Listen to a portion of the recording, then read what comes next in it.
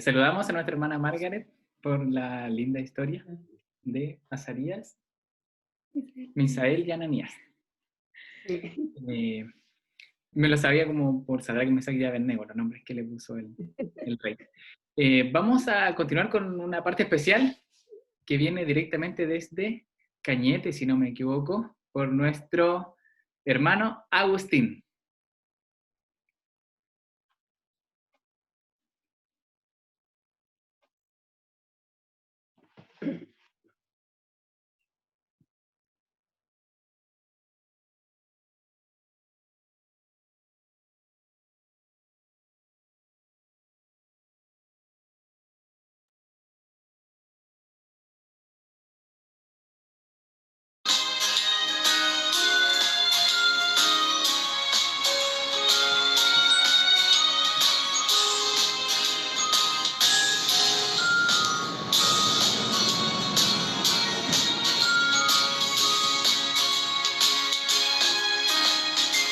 Años atrás, cuando Jesús hizo el mundo,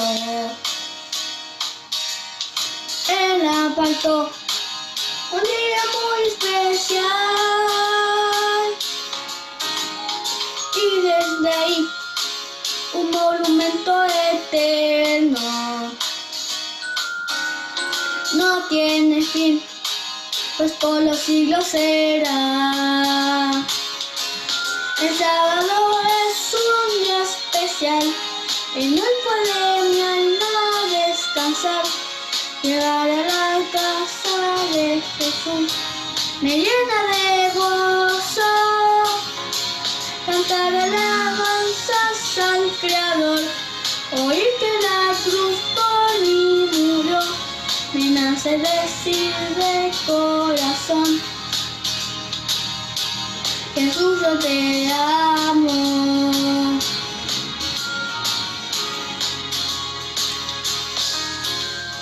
Guarda de hacer tu voluntad ese día. Honra a Jesús con todo tu corazón. No hagas en él algo que aparte tu mente. El gran amor que muestra siempre, Señor. El sábado es un día especial, en él puede mi alma descansar. Llegar a la casa de Jesús me llena de gozo, cantar alabanzas al Creador, oír que la cruz por mí murió, me nace decir de corazón: el sábado es un día especial, en él puede mi alma descansar. Llegar a la casa de Jesús me llena de gozo, cantar alabanzas al Creador, oír que la cruz por mí murió, me nace decir de corazón: Jesús, yo te amo. Jesús, yo te amo. Jesús, yo te amo. Jesús, yo te amo. Amén. Qué hermoso, saludamos a Agustín por esta hermosa parte especial. Y yo creo que es el pedido y agradecimiento de todos nosotros siempre por nuestros niños, porque ellos siempre están tomaditos de la mano de Jesús, ¿cierto? Y poder ver estas hermosas partes especiales que ellos nos traen. Así que vamos a estar orando por todos nuestros niños de la iglesia. En este momento, hermanos, vamos a pasar a nuestro tema, a nuestra parte central de este culto, y es por eso que vamos a invitar a nuestro pastor Ever Antío, que nos va a impartir la palabra de Dios en esta hora.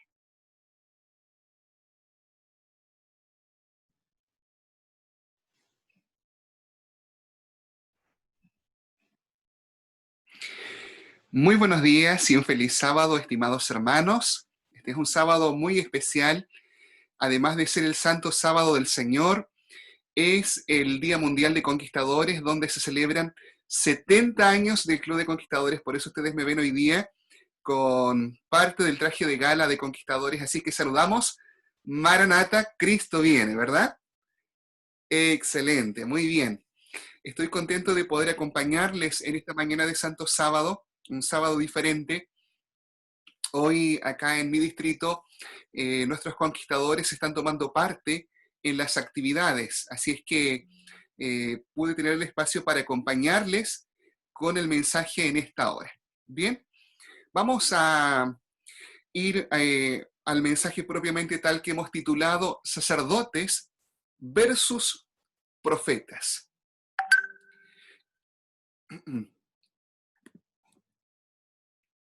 Deme un segundito aquí para silenciar esto. Ahí sí. Cuando nosotros miramos el Antiguo Testamento, descubrimos lo siguiente. Dios, desde el momento que el ser humano cayó en pecado, instauró el sistema de sacrificios como un método didáctico para explicarle al pueblo algunas lecciones importantes respecto al plan de salvación. En Juan capítulo 1, verso 29, cuando el Señor Jesús estaba a punto de comenzar su ministerio, Juan el Bautista se encontró con él y dice así la palabra de Dios. Juan capítulo 1, verso 29. Al siguiente día, vio Juan a Jesús que venía a él y dijo, este es el Cordero de Dios que quita el pecado del mundo. El sistema de sacrificios y el santuario de Israel tenía como fin explicar algunas verdades importantes respecto a la salvación de Dios. Pero lo central dentro de todo era el sacrificio, un símbolo de lo que el Señor Jesús haría por la raza humana. Pero yo quiero imaginar en esta hora algunos elementos que se enseñaban en el santuario. Imaginemos que usted tenía una persona, un conocido, que era un cananeo. Y él de alguna forma, estudiando y conociendo, llegó a la conclusión de que el pueblo hebreo, de que el pueblo judío era mucho más sabio, era mucho más entregado a Dios y de alguna forma quería conocer al Dios de los hebreos. Y entonces él llega dispuesto para adorar a Jehová de los ejércitos. Llega al santuario y entonces quiere entrar al santuario y lo primero que le hubiesen dicho sería lo siguiente. Un momento, usted no puede entrar al santuario, solo puede llegar hasta la puerta. ¿Por qué? Yo vengo a adorar a Jehová. ¿Puedo ver a Jehová? ¿Dónde está su imagen? No. Jehová no es representado por una imagen porque Él es espíritu. Y Él no necesita ser representado por una estatua, por una imagen, porque Él está en medio nuestro. Ah, ya, ok. Eso no sabía. Bien, y entonces, ¿será que yo ahora sí puedo ver a Jehová? No, es que tú no puedes. Mira, el Señor habita en medio de los querubines en el lugar santísimo, pero tú no puedes ver al Señor. Y entonces, ¿cómo hago?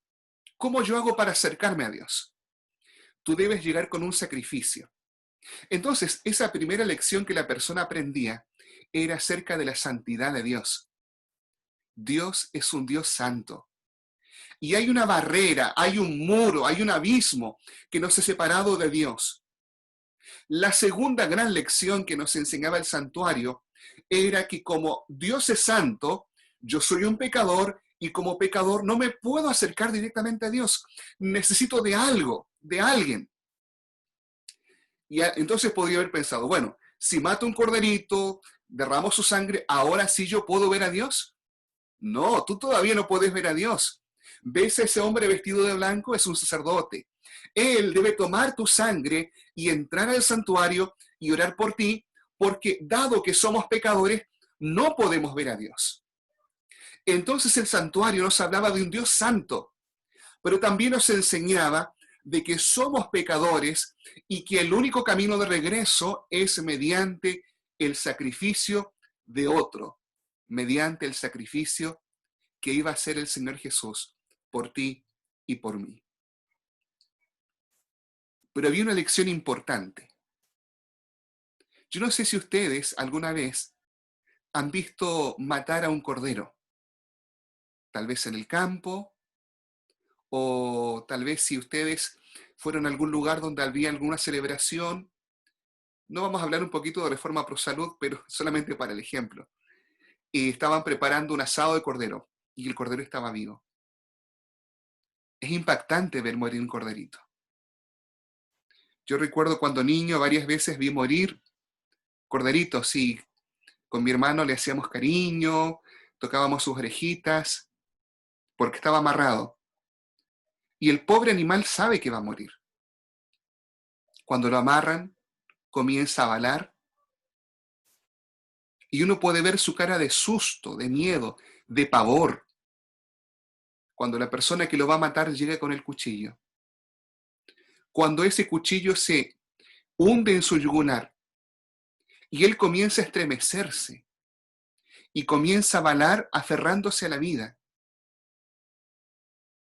Ese acto que el Señor creó era un acto que de alguna forma representaba vívidamente lo que Cristo iba a sufrir por nosotros. Aun cuando alguien esté acostumbrado, es algo muy fuerte, es algo que estremece el corazón. Y tenía como fin el que el hombre llegara a aborrecer el pecado, llegara a rehuir el pecado. Y así como ese animal murió, Cristo iba a morir por nosotros. Sus carnes santas, sus manos, su espalda, su frente, su cuerpo lacerado, pendiendo de la cruz del Calvario. El sacrificio tenía no solamente como fin enseñar que alguien iba a ocupar mi lugar, sino que al ver el sufrimiento del animal pudiese entender que de esa forma Cristo iba a sufrir por mí. El Señor quería que al ver eso pudiera aborrecer el pecado, pudiera rehuirlo. Entonces el sacrificio no solamente enseñaba de la propiciación y que alguien iba a ocupar el lugar, sino que quería que el adorador llegara a odiar y aborrecer el pecado. Cada vez que pecaba debía ofrecer algo, y eso no era agradable. Pero hermanos, vamos a descubrir algo, y es que en el antiguo Israel, más allá del sistema de sacrificios, había algo por detrás. Vayamos por favor allí a Levítico, capítulo 6, versos 25 y 26.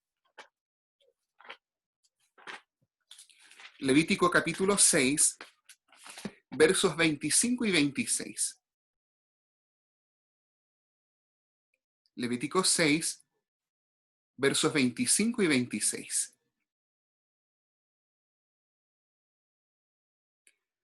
Dice así la palabra de Dios.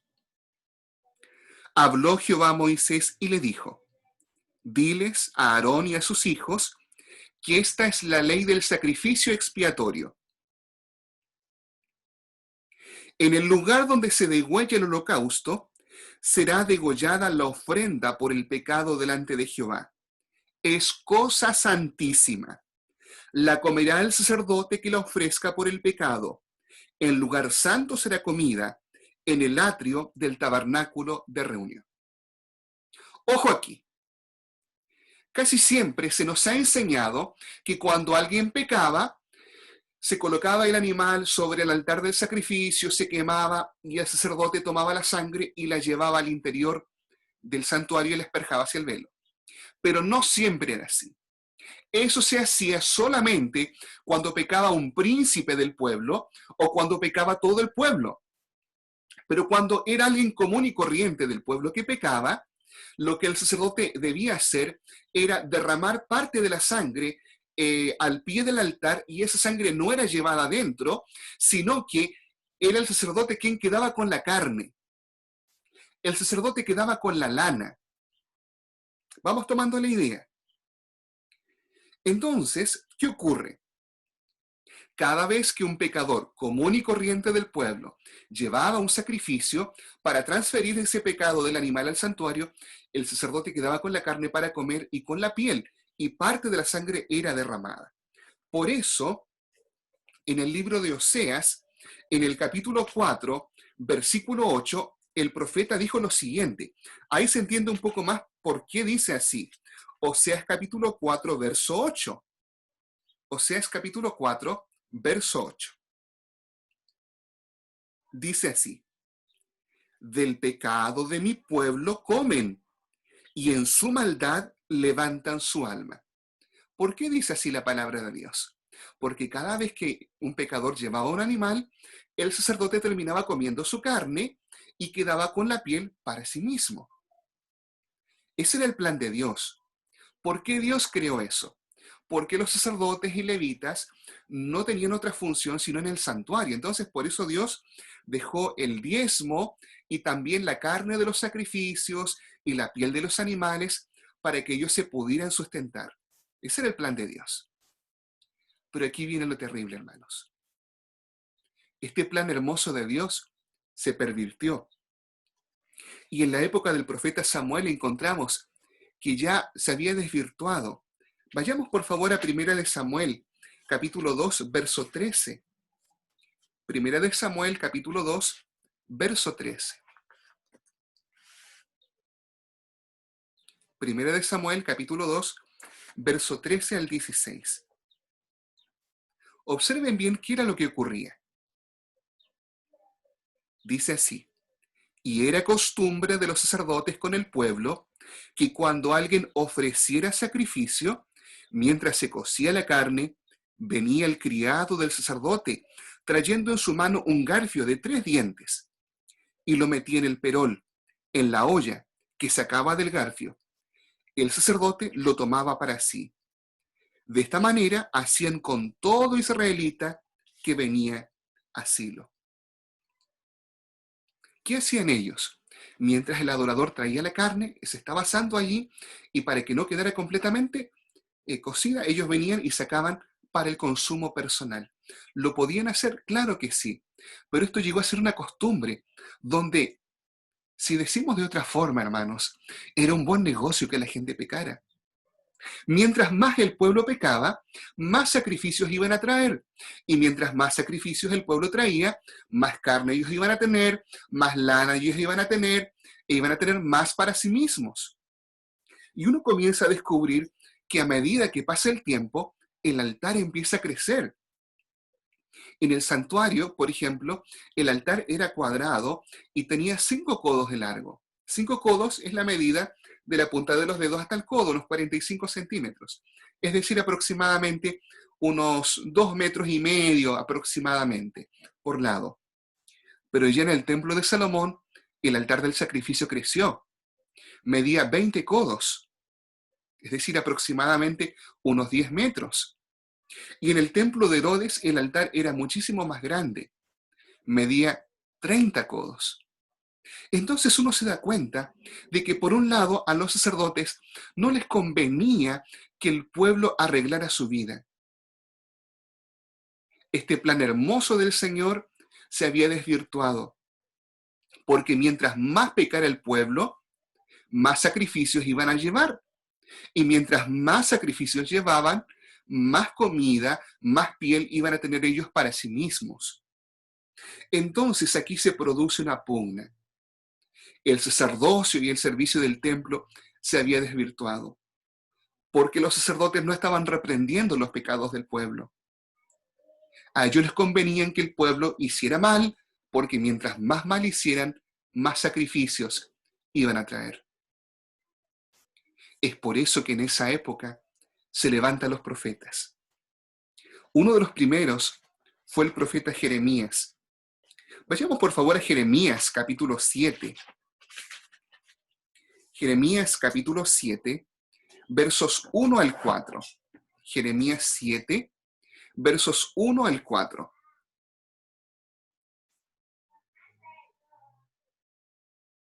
Dice así: palabra de Jehová que vino a Jeremías diciendo: ponte a la puerta de la casa de Jehová y proclama allí estas palabras. Note, mis hermanos, ¿dónde les pide Jehová que se vaya a parar Jeremías? No le dice que vaya por la calle, no le dice que vaya casa por casa, aunque hubiese sido interesante, sino que se pare en la puerta del templo de Jehová. Y él tiene un mensaje que entregar. Ahí venía la gente, ¿verdad?, con sus sacrificios para pedir perdón por sus pecados. Diles: oíd palabra de Jehová. Esto es claramente un mensaje de Jehová. Judá, los que entráis por estas puertas para adorar a Jehová. Así ha dicho Jehová de los ejércitos. ¿Cuál fue el mensaje de Jeremías? Mejorad vuestros caminos, vuestras obras, y os haré habitar en este lugar. No fiéis en palabras de mentira diciendo: templo de Jehová, templo de Jehová, templo de Jehová es este. El pueblo lamentablemente se había apartado del camino del Señor. Estaba viviendo una vida doble. Ellos vivían en pecado. Claro, ¿y qué hacían? Ellos pecaban, vivían como mundanos, vivían como paganos. Y bueno, es verdad, pecamos, no hay nadie perfecto. Y si pecamos, ¿cuál es el problema? Bueno, Dios es grande y misericordioso, Él perdona. Pecamos, así que iban con su corderito al santuario para pedir perdón. Pero ¿qué pasaba de nuevo? Ellos volvían y no había un cambio en su vida, hermanos. No había una reforma real. Ellos continuaban escuchando la música cananea, continuaban viviendo como los cananeos, continuaban adorando los ídolos de los cananeos y luego venían y pedían perdón. Y los sacerdotes, bueno, a los sacerdotes les convenía que el pueblo pecara, porque mientras más el pueblo pecaba, más sacrificios tenían ellos. ¿Cuál fue el mensaje de Jeremías? Mejoren vuestros caminos, cambien vuestra vida. Si ustedes no cambian, lamentablemente, Jerusalén y el templo van a ser arrasados. Y ustedes no digan: acá está el templo de Jehová, nos va a proteger. Porque si está lejos de Dios, nada de eso tendrá efecto. Verso 9 y 10. Hurtáis, matáis, adulteráis, juráis en falso, quemáis incienso a Baal y vais tras dioses extraños que no habíais conocido. Todo eso hacía el pueblo. Hurtaba, robaba, mataba, cometía adulterio, fornicaba, juraba en falso. En sus casas ellos quemaban ídolos a Baal. Verso 10. Y ahora venís y os presentáis delante de mí en esta casa, sobre la cual es invocado mi nombre, y decís: somos libres para seguir haciendo todas estas abominaciones. Hermanos míos, Dios es un Dios amoroso y tierno. Él es grande y perdonador. Siempre estará dispuesto a perdonarnos. Si hay alguien acá que tal vez se conectó y que se siente culpable, que siente que en su vida hay errores, que se siente indigno, y está sinceramente arrepentido, nuestro buen Dios está dispuesto a perdonarle. Nuestro buen Dios está dispuesto a limpiarle completamente de todo pecado. Pero el plan de salvación no se acaba solo con el perdón. El plan de salvación no es solamente pedir perdón constantemente. El plan de salvación tiene también como idea volver a restaurar el carácter de Dios en el hombre. Dios no solamente quiere perdonarnos en su plan. Dios quiere transformar nuestra vida, quiere transformar nuestros hábitos. Dios quiere que nuestra vida sea diferente. No es el plan de Dios que sigamos así. Verso 22 y 23 del mismo capítulo. Porque no hablé yo con vuestros padres, ni nada les mandé acerca de holocaustos y de víctimas el día que los saqué de la tierra de Egipto. Cuando Dios los llamó, Él no les habló en primera instancia de sacrificios y víctimas. ¿Qué fue lo que Dios les pidió? Verso 23, pero esto les mandé diciendo, escuchad mi voz, y yo seré vuestro Dios, y vosotros seréis mi pueblo, y andad en todo camino que os mande, para que os vaya bien. ¿Qué es lo que Dios quería en primer lugar? Dios lo que le pidió al pueblo era que anduviera en sus caminos, porque si el pueblo andaba en sus caminos, le iba a ir bien. Hermanos, cristianismo no se limita solamente a ir el sábado a la iglesia, en este caso a reunirnos por Zoom. No se limita solamente a pedir perdón para continuar en una vida que sabemos que no está bien. La vida cristiana incluye el permitir que el Señor nos transforme completamente. Consiste en vivir la victoria sobre nuestro carácter y tantos hábitos que muchas veces tenemos. Vayamos ahora a Miqueas capítulo 6. Es un texto muy conocido también por nosotros. Miqueas capítulo 6. Verso 6 en adelante. Miqueas capítulo 6, verso 6 en adelante.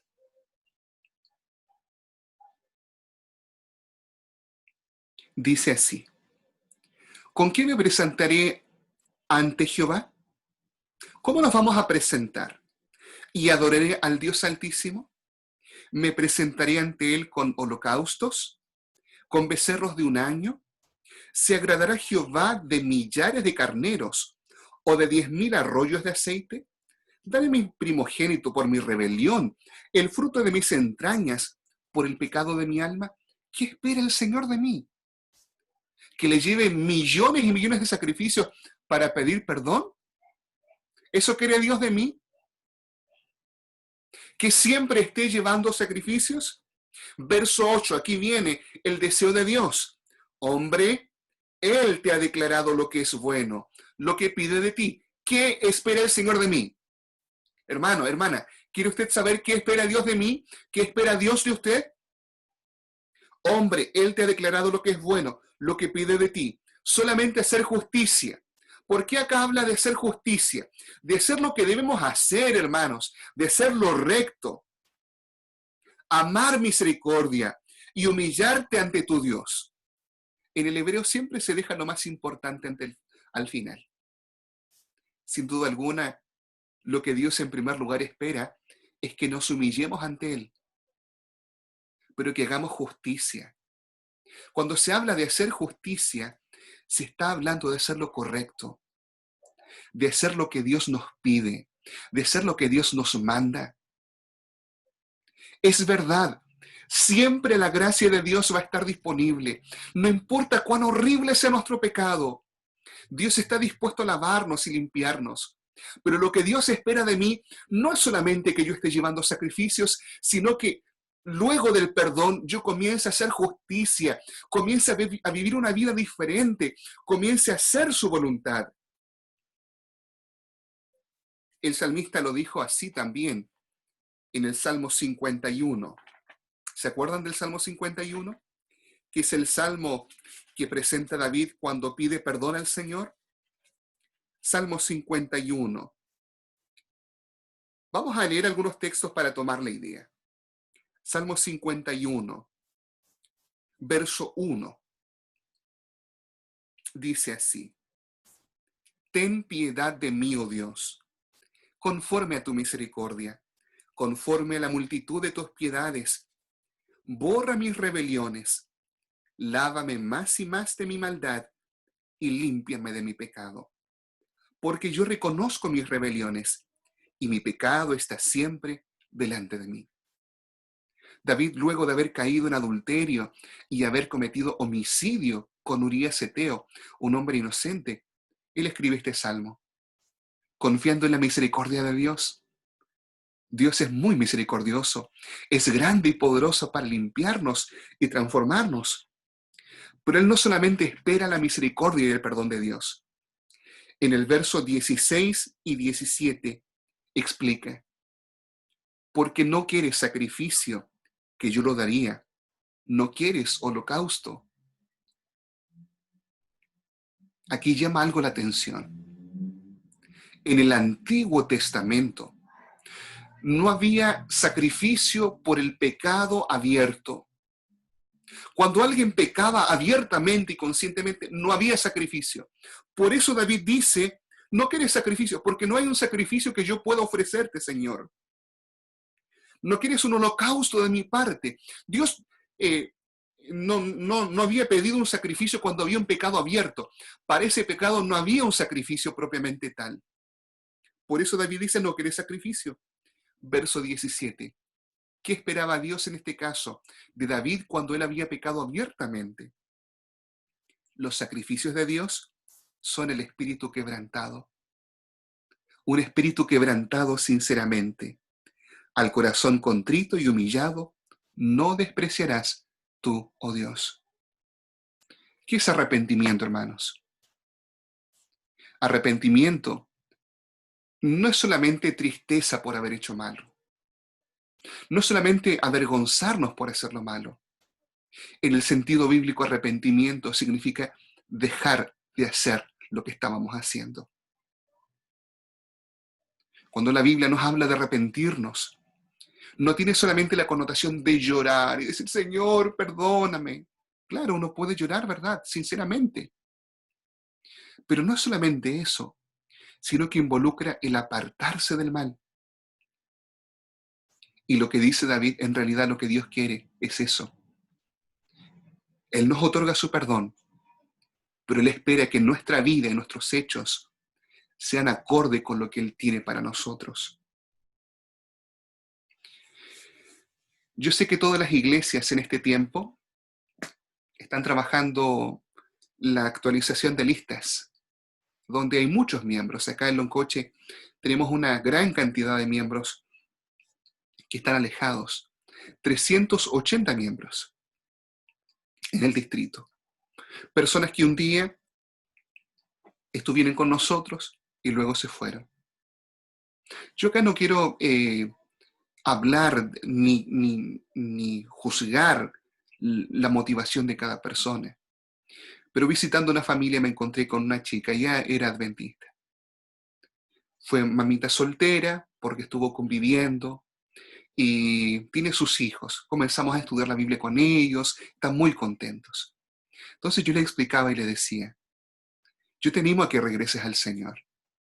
Y ella me decía, pastor, yo quiero regresar ahora con mis hijos. Y le dije, ok, está bien, vas a regresar. Y Dios está dispuesto a perdonarte. Tú debes renovar tu compromiso con el Señor. Pero junto con eso, Dios no solamente quiere que tú renueves tu compromiso con Él y tu pacto con Él. Dios también quiere transformar tu vida. Eso en términos prácticos significa que debes comenzar a observar el sábado. Me dijo, sí entiendo, estoy decidida con eso. Pero ahí, ojo con esto, le digo, mira, tú eres joven, eres soltera. Significa tampoco que no puedes ir por el plan mundano. ¿Cuál es el plan mundano para el amor? ¿Qué dice la gente del mundo? Bueno, nosotros no nos vamos a casar, eso es anticuado, vamos a vivir solamente, vamos a convivir. Y ahí me dijo, pero pastor, es un poco difícil eso porque de repente uno no controla los sentimientos y esto y esto otro. Yo le digo, sí, es verdad. Muchas veces tal vez en la vida espiritual tendremos que hacer pequeños sacrificios. Y digo pequeños sacrificios porque nada que nosotros tengamos que dejar es tan grande comparado con el sacrificio de Cristo. Y lo que Dios nos dice es por nuestro bien. Es porque Él sabe que es lo mejor para nosotros. Parecía ser, hermanos, que de alguna forma en nuestra mente o en la mente de la gente, lo que Dios nos pide parece una cuestión grande, imposible. ¿Se ha puesto a pensar en eso? Es que la vida cristiana... No, hermanos. La motivación de todo es el amor. Y cuando uno ama está dispuesto a hacer cualquier cosa. No hay sacrificios tan grandes. ¿Será que necesitamos enamorarnos una vez más del Señor? O como dice su palabra, amarle con todo el corazón, con toda nuestra mente y con todas nuestras fuerzas. Cuando amamos al Señor, Estamos dispuestos a hacer cualquier cosa. Dios nos llama para hacer justicia. Dios nos llama para hacer su voluntad. Vayamos por favor allí a Deuteronomio capítulo 30, verso 11. Mire lo que dice el Señor. Si alguien piensa por ahí, tiene su lucha. Tal vez alguien tiene lucha porque todavía dice, pastor, ay, mire, yo sé que esto tal vez de las joyas, nosotros no debemos hacerlo, pero es una lucha tan grande y me cuesta. Estoy usando un piercing, aros, cadenas, me cuesta. Ay, pastor, es que a mí me gusta mucho el baile y me llama la atención eso y me cuesta. Ay, es que aquí usted sabe que... hay un muchacho que me gusta y quiere que convivamos. Y es tan difícil, pastor. Miren lo que dice el Señor. Deuteronomio capítulo 30, verso 11.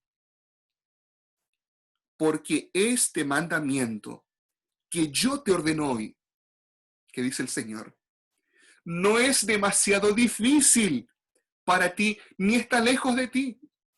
Cuando uno empieza a ver sinceramente, Dios no pide nada del otro mundo.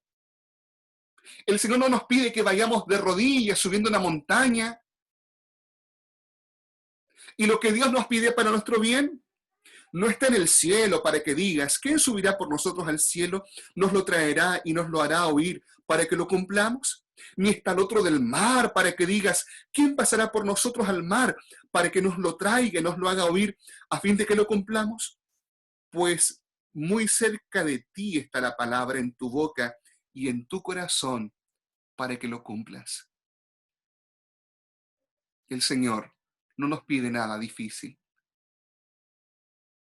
Es verdad, hay un yugo que llevar, pero el Señor dice que es ligera mi carga. Dios no nos pide nada del otro mundo, pero muchas veces nuestro corazón pecaminoso nos hace creer que las cosas de Dios son difíciles. Por amor, ¿qué no hace uno?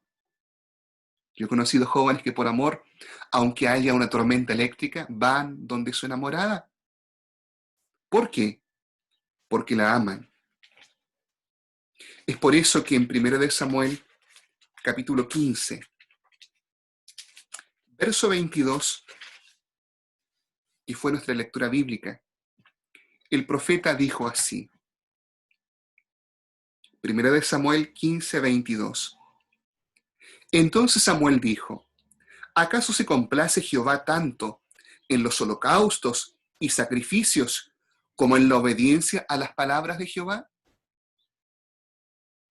Y agrega, mejor es obedecer que sacrificar. ¿Y para qué era el sacrificio? El sacrificio era para pedir perdón. Es verdad, hermanos, Dios siempre va a estar dispuesto a perdonarnos. Pero si jugamos constantemente con el perdón y volvemos a lo mismo, no estaremos desarrollando el carácter que Dios quiere. Y eventualmente nos terminaremos alejando del Señor. Por eso el Señor dice, es mejor obedecer que sacrificar. Prestar atención mejor es que la grasa de los carneros. Tal vez hay alguien aquí en esta mañana que se ha sentido identificado, te has sentido identificada, porque te has dado cuenta de que tu vida no ha cambiado, que sigues todavía con cosas. Quiero decirte que Dios está dispuesto a perdonarte si te arrepientes sinceramente. Pero las palabras que Jesús pronunció a la mujer encontrada en adulterio también son para nosotros. En Juan 8:11, ni yo te condeno, pero vete y no peques más. Hermanos, ese es el plan completo, ese es el plan de redención. Dios espera que podamos vivir como sus hijos. Dios anhela que tú y yo nos preparemos para el reino de los cielos. ¿Quieres obedecer al Señor? ¿Quieres servir al Señor de corazón? ¿Necesitas del perdón de Dios? Dios está dispuesto a darlo. Pero Dios también quiere ayudarte a obedecer y a hacer su voluntad, porque ese es el plan para tu vida. ¿Lo quieres así? Quiero invitarles a orar. Querido Padre Celestial, gracias, mi Dios, porque en su amor usted nos busca y nos atrae. En su amor usted nos recibe como estamos. Señor, pedimos perdón porque muchas veces hemos caído. Límpienos y borre nuestras rebeliones, pero pedimos que su Santo Espíritu produzca arrepentimiento genuino en nosotros, que nos alejemos del mal y comencemos a obedecer para no volver a hacer lo mismo siempre. Bendice a tus hijos, Señor. Dales victoria en esta hora. Lo rogamos en el nombre poderoso de Jesús. Amén y amén. Que el Señor les bendiga ricamente, hermanos.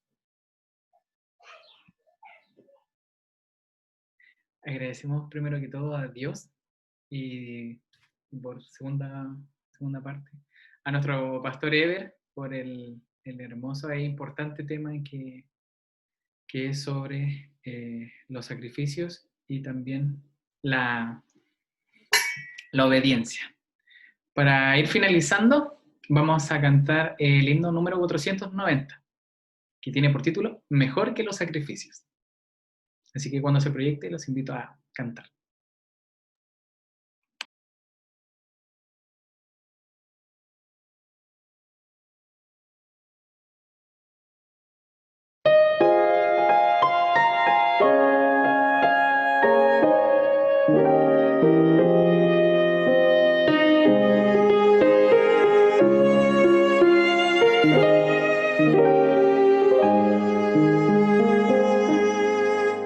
Mejor que los sacrificios es obedecer la ley, guardar y atender a Dios que ofrenda. Vuelve al Señor, será bondadoso, camina en sus mandamientos. Mejor que los sacrificios es obedecer la ley, guardar y atender a Dios que ofrenda. Dirás que Cristo te dispensó, que ya pagó. Recuerda sus mandamientos, pues Él lo ordenó. Vuelve al Señor, será bondadoso, camina en sus mandamientos.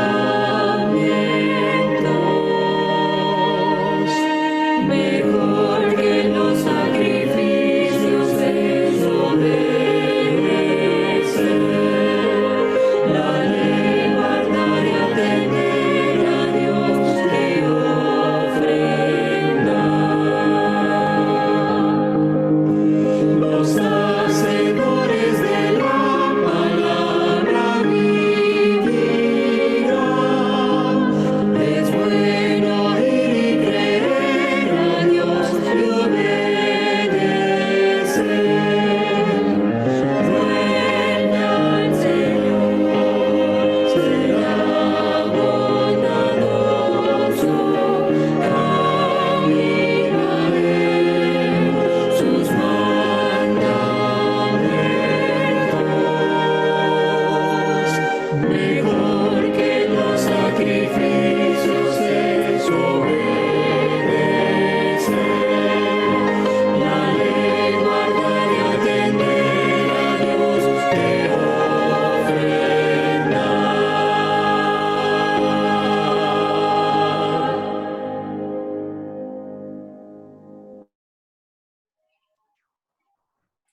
Amén. Vamos a orar. Querido Padre Celestial, damos gracias por el mensaje de esta mañana. Gracias, Señor, porque tú siempre en tu palabra nos muestras también cuál es el ideal alto para nosotros.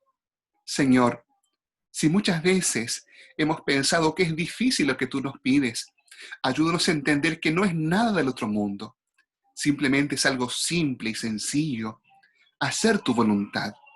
Padre amado, quita de nuestro corazón el amor al mundo y coloca en nuestro corazón y ser el profundo amor a ti, Señor, para que hagamos cualquier cosa por servirte. Bendice a mis hermanos de la Iglesia de los Caciques, nombre por nombre. Lo pedimos en el precioso nombre de Jesús. Amén.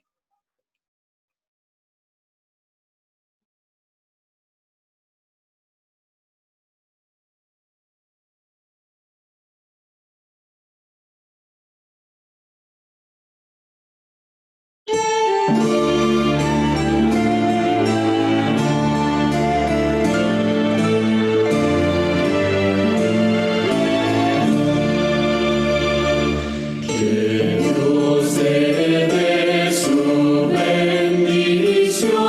Shalom, shalom. Que guarde Dios de todo mal. Shalom, shalom. Misericordia tenga de ti. Shalom, shalom. Y resplandezca su bondad. Shalom, shalom. Él alce su rostro sobre ti. Shalom, shalom. Que ponga en ti su paz y amor. Shalom,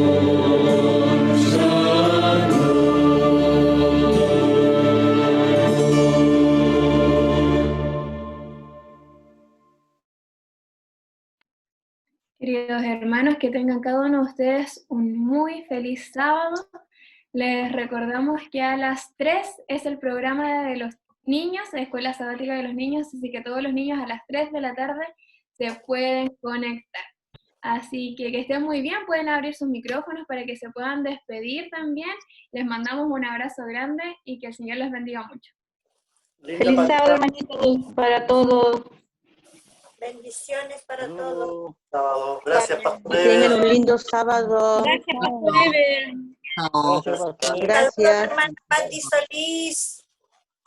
Vale, hermana Nada. Marta, gracias. Vaya su carita. Gracias. El sábado. Feliz hermanita. El sábado, Que tengan un hermano. lindo día. Feliz sábado. Chao, Haber hermanita. estado con ustedes. Qué lindo compañero, hermano Tomás, al lado. Ah, Yo igual tengo dos que me acompañan todo el tiempo en mis cultos. Son las guaguas de la casa. Sí. Sí. sábado, hermanos. Que tengan Que un estén lindo día, bien. hermanito. Que Dios los Gusto de bendiga. verlos. ¿Les gustó la alabanza de Agustín? Hermosa. Sí, lindo, lindo. Saludos a su familia, Pastor Ever. Que estén Gracias. bien. Gracias por Chao. acompañarnos.